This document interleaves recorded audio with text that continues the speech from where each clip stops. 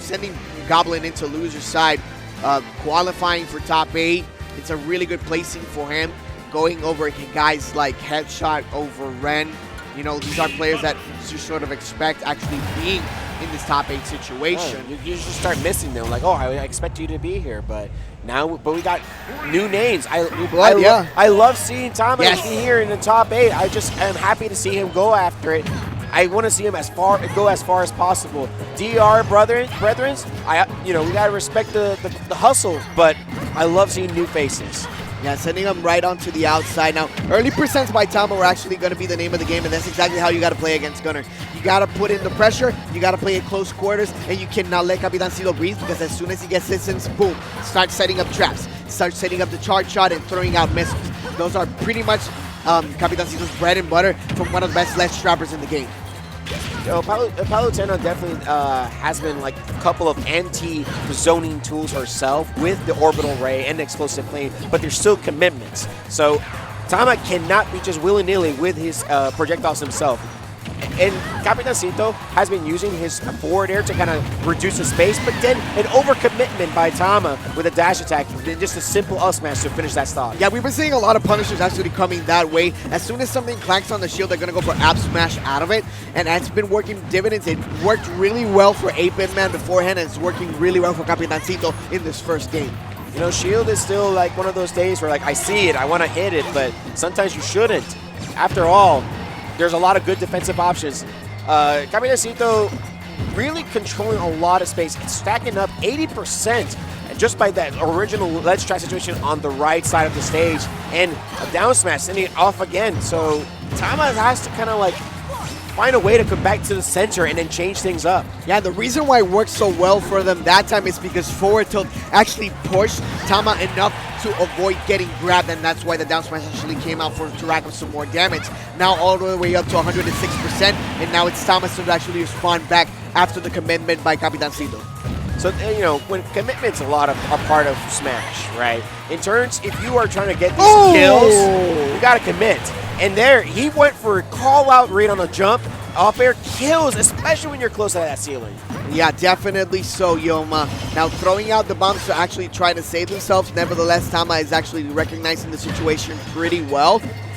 Forcing the defensive option after the up special by the gunner. Do remember, as soon as you touch the ground, that auto cancels, so you can't punish it, but it doesn't really have any type of hitbox on it. So you can be able to punish it if you actually get a straight hit in. Explosive Flames actually sending him to the side directional air dodge that time. Tama's been able to recover pretty well from the deficit. This is very good. Earlier, we were seeing Tama like not getting a lot of his consistent forward air into dash attack, but now it's changing up. He's kind of like regaining this momentum that he desperately needs if he wants to clutch out this game number 1. You know, but he has to be aware these bombs, these little mines, have been detrimental for his entire game. It's pretty much one of Capitancito's primary tools. Now, he does understand that hitting it can actually deflect and actually hit Gunner back, and actually gets one hit on the air and just combos it into the up tilt for that stock. 121% with a last stock situation. Definitely something that's a bit of a hill to climb, and that's just a better up smash than Samus, and I'm just gonna say it. There was a real problem there where Tama did not find an opening. He had Capitancito in the corner, but there was no real opening for him. Like, Capitancito was using the mine. He was using some quick aerials and the tilts to kind of stave him off. He really couldn't find a way in. He tried to go with the commitment, the dash attack. Yeah. And that was, again, the second time he lost a stock for that dash attack. Yeah, up close and personal this time around, because we're going to Hollow Bastion and we're seeing a character switch. Yeah, I definitely know that Tama has a good Aegis. Yeah. Aegis. Yes. He has pulled her out before, and I'm wondering to see, will this change? Because I don't know. I think these projectiles could be just as bad as it was with Palutena. Actually going for a directional air dodge that time, managing to scoff and avoid that SD by Capitancito. So far so good onto the Aegis, who racks up 37%, barely missing it. Now Foresight is actually going to come out, which is definitely going to help when it comes to early combo strings for Gunner. It doesn't have that many combinations, but early percents do some sort of the job. Tama has to be careful. Capitancito has been calling out his double jump recoveries, and it might happen where he gets an up air snipe again. But similar, close percents, but the thing is like when you're using Mythra, it's a similar game plan as what you're doing with Palutena. But once again, these commitments where Tama tries to get a kill, he's just forcing it, but it's not coming to him. Yeah, actually trying to set a bit up after the back air edge guard situation. Actually, dash attack is not quite going to be enough. It seems like the explosion actually hit him first.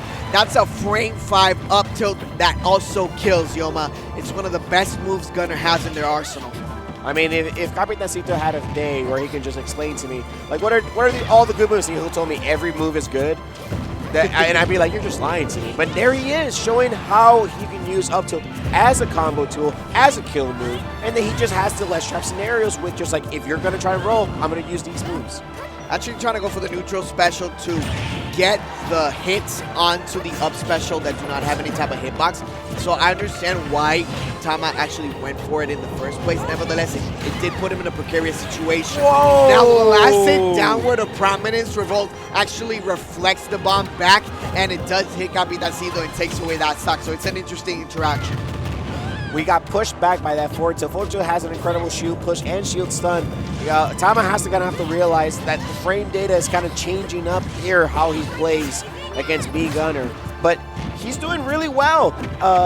Before that percentage where he had racked up to like 170 could have been detrimental, but he's kind of changing things up, staying with Pyra. Mythra. Pyra or Pythra? No, that's Pyra. Pyra, right. That's Pyra. Mythra is the blonde one. Yeah. With the long hair. I confuse because usually when we're referring to it, we say Pythra for both of them. Yeah, no, but this one is Pyra right now, and you can see it from the prominence revolt as he continues to set up the ledge guard, ledge trap situations. Now he was almost getting hit by that up air.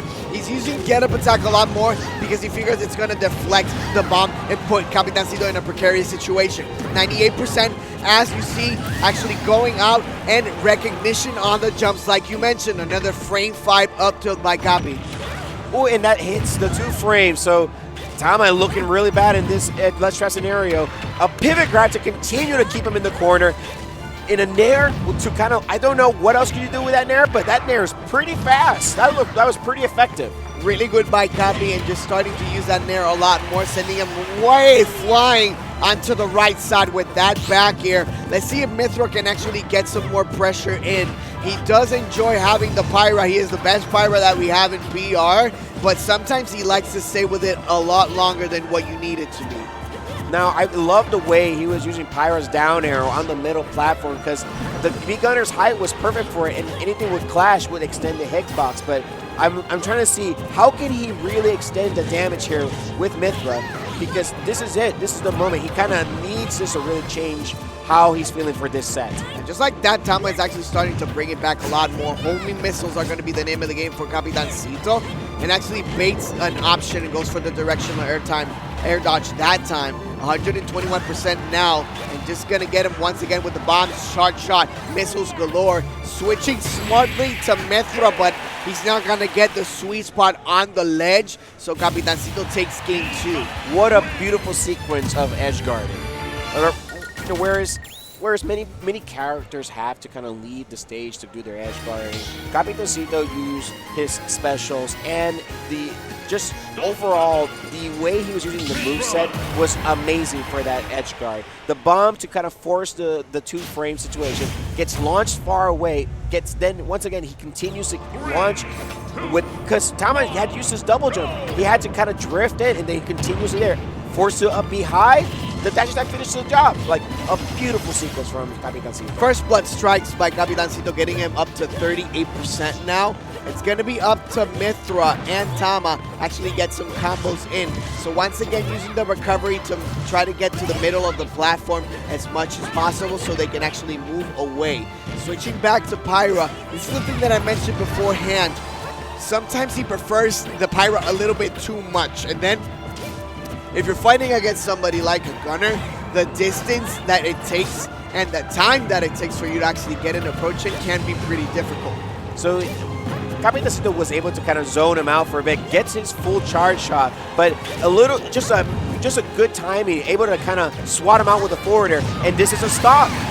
So Tama was able to maintain him in the corner, stack up little by little, using also this like the shield plus of the aerials from Pyra to kind of continue on the pressure. But I love that he was able to recognize that Capitancito was getting desperate to get back into the stage. Yeah, 105% onto Tama now, 30% onto Capitancito as the extra credit keeps piling up.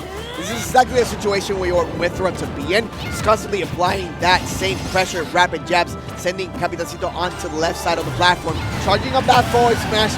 It's a little bit cheeky by Tama, and Capitancito recognizes it, rolls in, and uses down smash to take it. I think that was 2 times where at first the ledge trapping was just like we're getting hits here and there, and it was being very effective. But Tama was like, I just want to get the KO. I want to hit a strong move. First was a neutral B, and now that F smash. He has to be careful not to get too desperate. Well, that's a drag down up air into up tilt frame 5 once again. 98% now up to Tama, trying to throw out that blazing in. No jump either, like you said. Beautiful recognition by Capitancito and a beautiful call by one of the best commentators in Puerto Rico's history. You just gotta see, like, if Tama, wow, I was gonna say, if Tama was gonna be able to like continue, it reminds me in a weird way like Claren and Rivals, where you are doing dare on the platform to get them popped up. Yeah. And then, you know, the Pyra's been effective, but the Mythra is where he's been getting hit a lot. I think maybe so this is going to be where Tama has to just make an executive decision to stick with Pyra, even though the recovery is exploitable. Yeah, Photon Edge has been used like 4 times in the last 25 seconds. Tama is looking a little flustered, and you can see it a little bit in his gameplay as we see the up air is actually coming out for 50%. So actually recovering nicely that time, 95% now onto the Pyra, and they're switching back. Oh, he didn't even attempt to lob it back. I mean, understandable, Pyra's frame data and when landing is not as good as Mythra's, so he didn't want to try to have any landing frames, any landing recovery. But this is the situation earlier in game number 2, where he was getting hit by the bomb because of the recovery. Setups one more time. Oh. It's not quite going to be enough. Prominence Revolt trying to do anything that they possibly can, but down smash is going to be hit, and the shot right to the face of Aegis. Just like that, Tama, 7th place. Capitancito advancing into the next round of losers bracket. A 3-0.